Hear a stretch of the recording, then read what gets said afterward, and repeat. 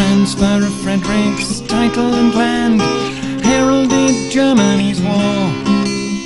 Oh, once it was clear that the Emperor planned to take back more and more.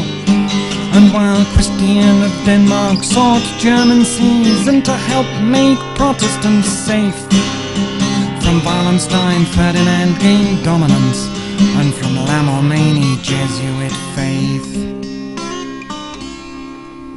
Deeply mesmerizing, uncompromising Jesuit faith.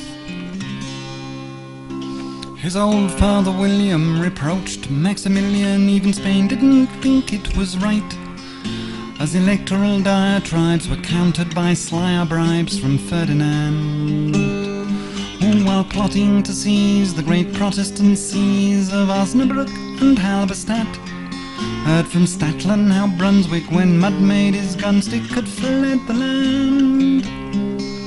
Defeat would induce but an uneasy truce, for Habsburg intentions concern Swedes, Lower Saxons, Danes, Dutch Calvinists and James I.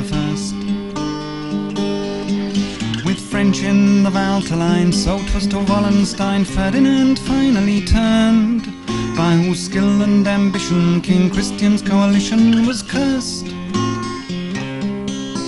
Little minds in high places, all regard for legality gone, and with no constitutional basis, so it went on and on.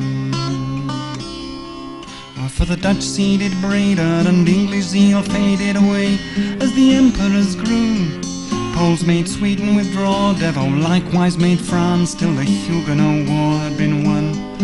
And with Mansfeld on borrowed time, routed by Wallenstein, most German princes withdrew.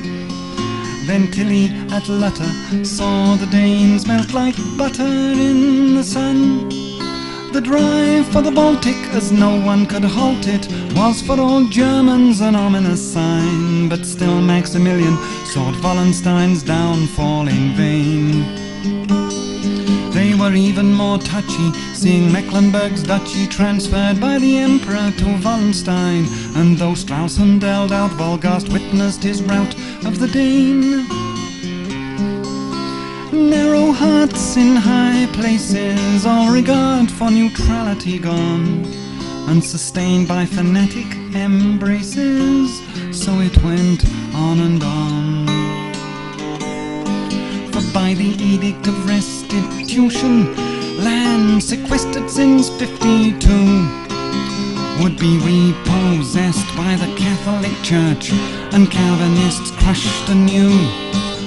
So as Germany sank in a sea of rancor, entered the Swedish king, who freed from the Poles by Richelieu would conquer, with Protestants under his wing. The Edict of Restitution threatened with destitution Lutheran and Calvinist alike. Even Catholics were miserable at Wallenstein's considerable growth.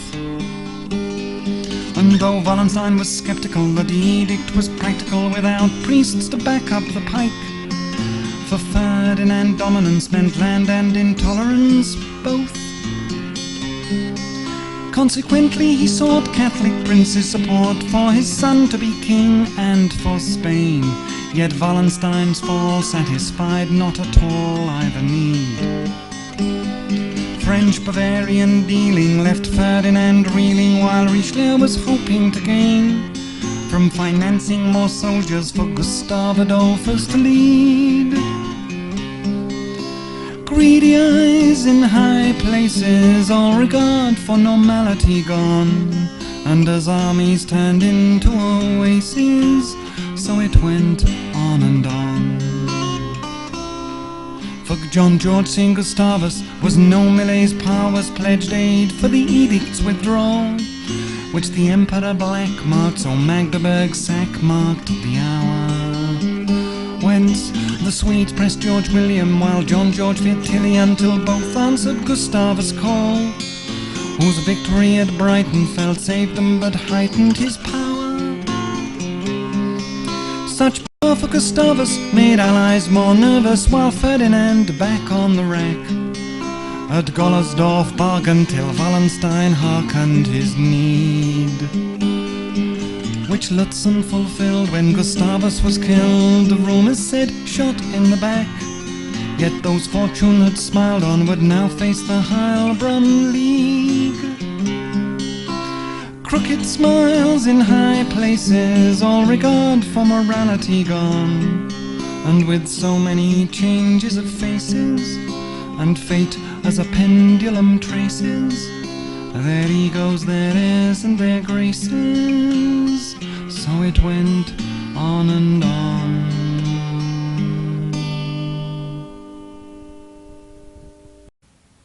For Spain was looking to dominate Europe and sweep heresy away, while France had one foot ready in the stirrup to mount and join the fray.